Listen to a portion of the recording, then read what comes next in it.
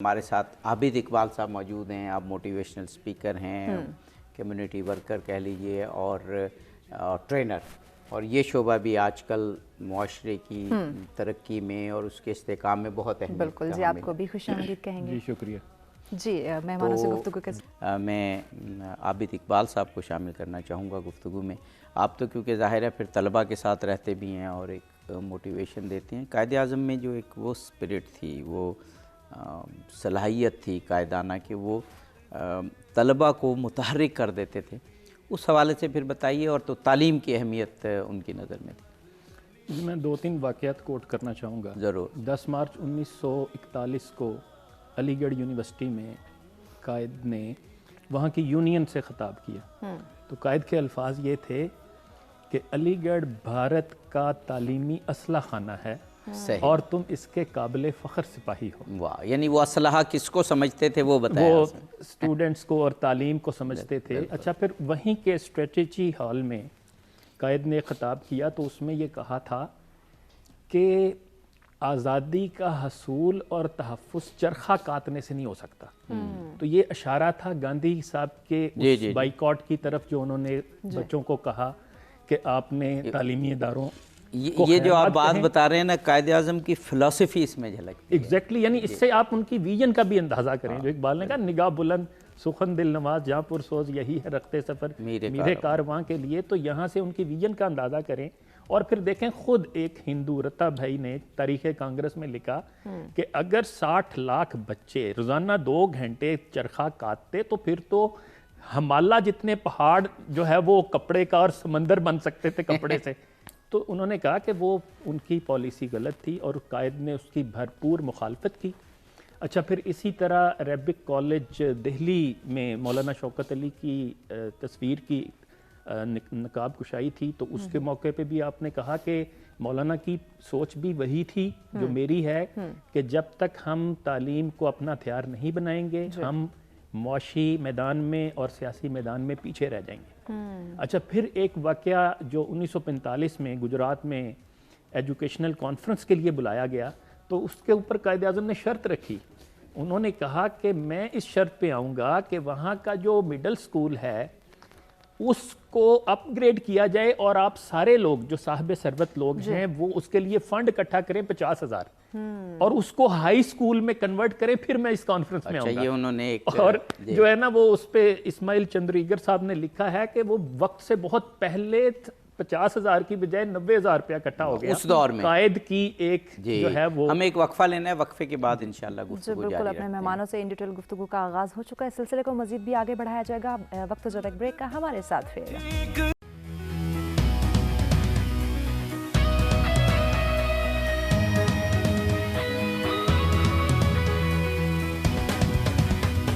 ملت کا پاسباں ہے محمد علی جناح. میں تو جی آج کل ایک واقعہ بہت کوٹ کرتا ہوں جناح صاحب کے حوالے سے, کہ میں کہتا ہوں کہ اس میں تو خود جناح صاحب نے یہ راز بتایا ہے کہ میں نے اپنی شخصیت کی کس خوبی کی بنا پر کانگریس کی سیاست کو مات دی ہے.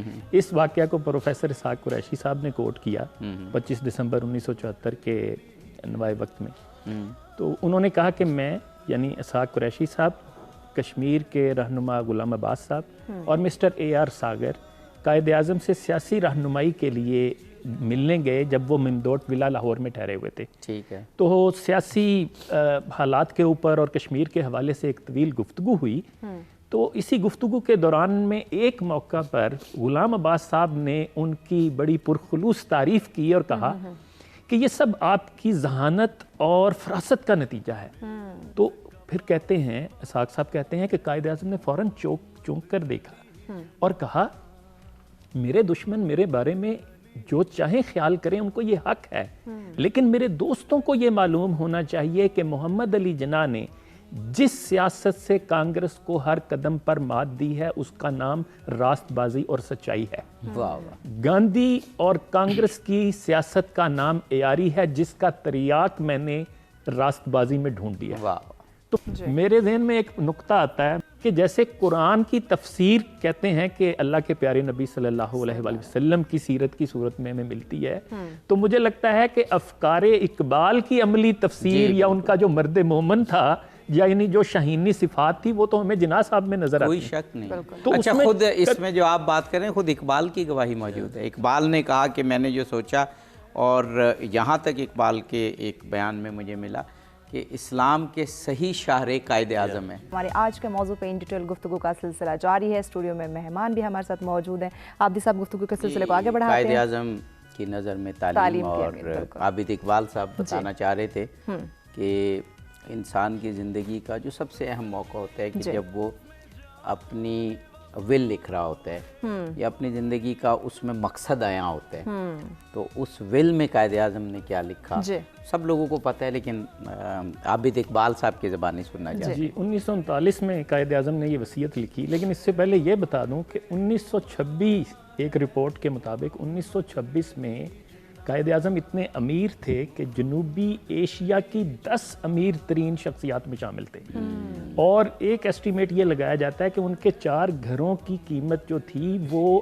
آج کی اگر قیمت اس میں کنورٹ کی جائے تو وہ تقریباً $1.5 ارب بنتی ہے. تو اب دیکھیں کہ اس شخصیت نے جب وصیت لکھی تو اس میں سب سے زیادہ کن کا خیال کیا؟ تعلیمی اداروں کا.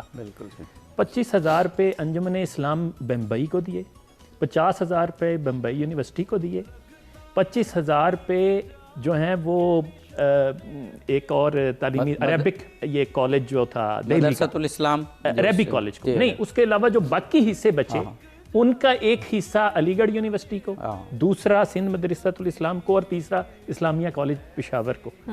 اچھا، اس کے اوپر آج کل ہم یہ سوچتے ہیں کہ ہم نے کہاں کہاں سے لیا ہے اس کا حساب کرتے ہیں، اور قائد اعظم نے جو کچھ کمایا وہ تعلیمی اداروں کو. اچھا، اس کے اوپر ایک برطانوی رکن پارلیمنٹ ایڈورڈ لیون نے جو ہے وہ یہ کمنٹ کیا. اس نے کہا کہ اس سے آپ محمد علی جناح کی تعلیم کے حوالے سے جو ان کی سوچ تھی اس کا اندازہ کر سکتے ہیں کہ اس نے جاتے جاتے بھی جو سب سے زیادہ سوچا کسی کا تو وہ تعلیم کے بارے میں سوچا.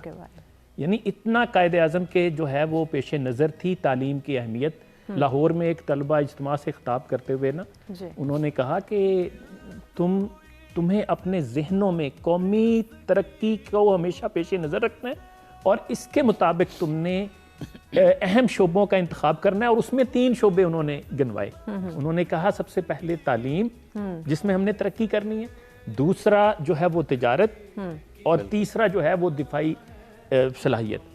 اچھا، اس کے اوپر پھر مختلف ماہرین نے یہ لکھا ہے کہ قائد اعظم کے پیش نظر یہ تھا کہ سب سے پہلے تعلیمی انقلاب، اس کے بعد معاشی انقلاب، اور اس کے بعد پھر ہم نے دفاع کو مضبوط کرنا ہے. یعنی اس سے بھی اندازہ کریں. اور ایک الفاظ ایک جگہ پہ آپ کے جو اقتباس ہے تقریر کا وہ یہ کہتے ہیں کہ یہ 3 ستون ہیں جن کی وجہ سے قومیں زندہ رہ سکتی ہیں. بالکل ٹھیک جو ہے بالکل صحیح، بالکل صحیح. میں یہاں کوٹ کروں گا لارڈ میکالے نے جو 1835 میں خطاب کیا ہاؤس آف کامن میں، تو اس کے الفاظ یہ ہیں جو تاریخ کا حصہ ہے کہ I have travelled across the length and breadth of India and I have never seen a beggar or a thief. Their moral values are very high. They have a high caliber. I don't think we would ever conquer this country unless we break their backbone, which is their culture and education system. اور میں سوچتا ہوں، میں جیسے پہلے بات کر رہا تھا کہ اقبال کی ساری فکر مجھے نظر آتی ہے مجسم صورت میں جناح صاحب کی. تو اقبال نے بھی ایگزیکٹلی ہمیں یعنی یہ باور کروایا. وہ ایک نصیحت کے نام سے اشعار لکھیں ہمارے تعلیمی نظام ہی کے حوالے سے کہ ایک لرد فرنگی نے کہا اپنے پسر سے، منظر وہ طلب کر کے تیری آنکھ نہ ہو سیر.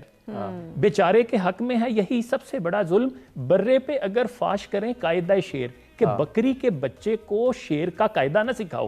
سینے میں رہے راز ملوکانہ تو بہتر، کرتے نہیں محکوم کو تیغوں سے کبھی زیر. تعلیم کے تیزاب میں ڈال اس کی خودی کو، ہو جائے ملائم تو جدھر چاہے ادھر پھیر. تاثیر میں اکثیر سے بڑھ کر ہے یہ تیزاب، سونے کا حمالہ ہو تو مٹی کا ہے ایک ڈھیر. اور اقبال نے یہ بھی شکوہ کیا کہ یا رب شکایت ہے مجھے خداوندان مکتب سے کہ سبق شاہی بچوں کو دے رہے ہیں خاک بازی کا. اور وہ پھر اقبال نے یہ بھی کہا کہ وہ علم نہیں زہر ہے احرار کے حق میں، جس علم کا حاصل ہے جہاں میں 2 کفے جو. تو آپ اگر جناح صاحب کے سارے افکار وہ دیکھیں کہ وہ میں سمجھتا ہوں وہی بات جو میں نے پہلے کی، وہ تو مرد مومن تھے، وہ تو اقبال کے شاہین تھے، تو ان میں ہمیں خودداری نظر آتی ہے، ان کی خودی بلند نظر آتی ہے، ان کے اندر ہمیں ایمانداری نظر، انٹیگریٹی کی مطلب 36 مثالیں. ایک دفعہ جو ہے وہ بیگم رانا لیاقت علی خان کو یہ کہا، ابھی میں نے جیسے ذکر کیا کہ 1926 میں امیر ترین شخص تھے، لیکن اس کا آغاز بھی ایسے ہوتا ہے کہ وہاں انہوں نے کہا بیگم رانا لیاقت علی خان کو کہ میں اسٹریٹ لائٹ میں پڑھا ہوں. پھر اپنے اے ڈی سی کو اس سے جو گفتگو کی، اور ایک اور جگہ پہ میرا خیال اصفہانی صاحب کے ساتھ گفتگو کی، وہ یہ تھی کہ میں نے جب پریکٹس شروع کی تو میری جیب میں کچھ پیسے ہوتے تھے، روزانہ مجھے یہ فیصلہ کرنا ہوتا تھا کہ آج میں نے بس پہ جانا ہے یا پیدل، کیونکہ اگر میں بس پہ جاؤں گا تو پھر دوپہر کا کھانا نہیں کھا سکوں گا. اور ایک عرصے تک صرف وہ عدالتوں میں جاتے سنتے، کیونکہ پارسی اور ہندو وکیل چھائے ہوئے تھے اور ان کو جو ہے وہ مقدمہ ملتا نہیں تھا. تو اور پھر ایک ایجنٹ نے یہ آفر کی کہ آپ میرے ذریعے سے کیس لینا شروع کریں، تو اس کو قائد اعظم نے جواب دیا کہ مسٹر میں بھوک سے مر جانا پسند کروں گا لیکن کمیشن پر مقدمہ نہیں لوں گا. صحیح. یعنی اس طرح کے بیش بہا ہمیں مثالیں. پھر آپ، میں کہتا ہوں آج ہمارے سیاستدانوں کے لیے بھی ایک بڑا آئینہ ہے جناح صاحب، کہ پہلی کیبنٹ کا اجلاس ہوتا ہے اور وہ جو ہے سیکٹری پوچھتا ہے کہ وزیروں کو چائے سرو کی جائے گی تو کافی، اور قائد اعظم چونک کر جواب دیتے ہیں کیا وزیر گھر سے پی کر نہیں آئیں گے چائے؟ انہیں کہیں یا گھر سے پئیں یا گھر جا کر پئیں، قوم کا پیسہ قوم کے لیے ہے، وزیروں کے لیے نہیں ہے. تو اس طرح کی بیش بہا مثالیں جو ہیں وہ ایک کے ایل گابا صاحب جو جج رہے ہیں انہوں نے ایک واقعہ کوٹ کیا ہے کہ ایک راجپوتانہ کی 2 ہندو پارٹیاں تھیں، ان کا مقدمہ تھا، تو انہوں نے کہا کہ آپ ہمارا یہ کیس، انہوں نے دکھایا، قائد اعظم نے کہا یہ تو بڑا آسان ہے، یہ تو جیتا جا سکتا ہے.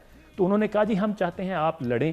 تو قائد اعظم نے معذرت کر لی، انہوں نے کہا نہیں آپ ہی ہمیں وقت دیں، ہم اب 2 لاکھ روپے تک آپ کو ادا کر سکتے ہیں، اب اس وقت کے آپ 2 لاکھ.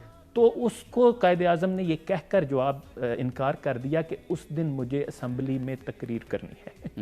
یعنی وہ اتنے بڑے سیاستدان تھے اور اتنی بڑی شخصیت تھے کہ انہوں نے، میں کہتا ہوں آج کے تو 2 کروڑ بھی کم ہوں گے نا اس وقت، تو جو ہے وہ قائد اعظم نے وہ ٹھکرا دیے اس لیے کہ ان کے پیش نظر جو ہے وہ قوم تھی. جی واہ. سسور کی اسپیشل ٹرانسمیشن پاسبان ملت میں آپ تمام دیکھنے والوں کو کہیں گے خوش آمدید. ہمارا آج کا موضوع جس پہ ان ڈیٹیل گفتگو کا سلسلہ جاری تھا کہ قائد اعظم کی نظر میں تعلیم کی اہمیت، چونکہ آخری سیگمنٹ ہے عبدی صاحب مہمانوں کی. جی میں نے وقفے سے قبل سوال کیا تھا کہ قائد اعظم کے پیغام کی روح اور تعلیم کو کتنی اہمیت دیتے تھے. یہ نوجوانوں تک پہنچانے کے لیے جو ہمارے موٹیویشنل لیڈرز ہیں یا جن میں وہ درد ہے اور جو ایکسپیرینس لوگ ہیں، ان کا طلبہ اور نوجوانوں سے کیسا انٹریکشن ہونا چاہیے، رسمی اور غیر رسمی دونوں، جیسے خود قائد اعظم کرتے تھے تعلیمی اداروں میں جا کر بھی اور ویسے بھی تقاریر کے ذریعے. اس میں میں حوالہ دوں گا پہلی تعلیمی کانفرنس اکتوبر 1947 جو محمدن ایجوکیشنل کانفرنس، اس کو جو پیغام ارسال کیا قائد اعظم نے، میں سمجھتا ہوں اس کا جو پیغام ہے اس کا لب لباب یہ تھا 2 چیزیں. ایک تھا کردار، کہ آپ نے اپنی سیرت کی تعمیر کرنی ہے، کردار کی تعمیر کرنی ہے، اور دوسرا تھا جدید تعلیم کے جو تقاضے ہیں، یعنی فنی تعلیم، تکنیکی تعلیم. اور آج کے دور میں میں سمجھتا ہوں کہ یہ آئی او ٹی کا دور ہے، انٹرنیٹ آف تھنگس کا دور ہے، بلاک چین کا دور ہے، فری لینسنگ کا دور ہے. اور میں تو اس پروگرام کی وساطت سے آج کے تمام پاکستانی نوجوانوں کو یہ پیغام دینا چاہوں گا کہ آپ اگر جناح کے سپاہی ہیں، اگر آپ اقبال کے شاہین ہیں، تو اس کو ایز اے چیلنج لیں کہ اس وقت گوگل کا چیئرمین جو ہے سندر پچائی وہ ایک انڈین ہے. ٹویٹر جو سب سے بڑی سماجی رابطے کی ویب سائٹ ہے اس کا جو چیف ایگزیکٹو ہے پراگ اگروال جو ہے وہ انڈین ہے. مائکروسافٹ جو اس وقت دنیا کی سب سے بڑی سافٹ ویئر کی کمپنی ہے اس کا جو چیف ایگزیکٹو ہے ستیا نڈیلا وہ انڈین ہے. اس کے بعد آپ آئی بی ایم جو کمپیوٹر بنانے والی بڑی کمپنی رہی ہے اس کا جو چیف ایگزیکٹو ہے اروند کرشنا ہے. اور ایڈوبی سافٹ سسٹمز جو ہیں، جو آپ کا یہ ٹیلی ویژن چینل کا جو بعد میں پروگرام یہ ہوگا وہ بھی ایڈٹ ہوگا تو وہ ایڈوب پریمیئر میں ہوگا نا، یہ ایڈوبی پریمیئر کا جو چیف ایگزیکٹو ہے شنتانو نارائن وہ بھی انڈین ہے. تو ہم پاکستانی نوجوان ہم میں کس چیز کی کمی ہے؟ ہم نے بہت سے میدانوں میں اپنا لوہا منوایا ہے، تو میں تو نوجوانوں کو کہوں گا کہ خدارا آگے بڑھیں، ہمت کریں، انسان تو کیا ہو نہیں سکتا، وہ کون سا عقدہ ہے جو واہ ہو نہیں سکتا۔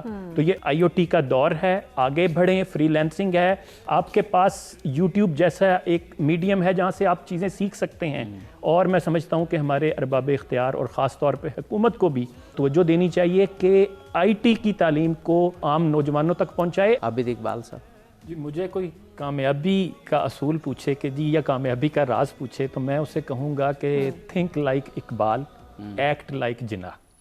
بہت اور 73 سال ہو گئے پاکستان بنے ہوئے، میں سمجھتا ہوں کہ جو جناح صاحب نے نعرہ دیا تھا اس کے بعد بہت سارے سیاسی لیڈر آئے لیکن وہ نعرہ نہیں دے سکے، اور وہ یہی ہے ایمان، اتحاد اور تنظیم۔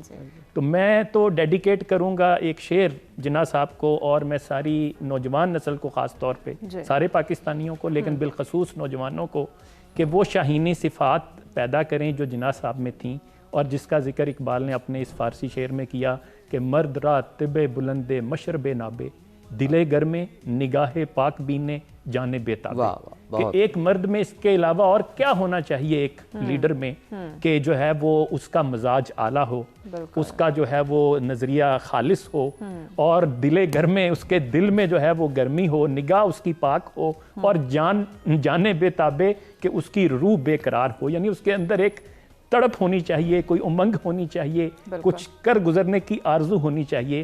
یعنی یہ مطلوب ہے جناح کو بھی اور اقبال کو بھی۔ تو میں سمجھتا ہوں یہی میرا پیغام ہے آج کی نوجوان نسل کے لیے۔ بہت خوب۔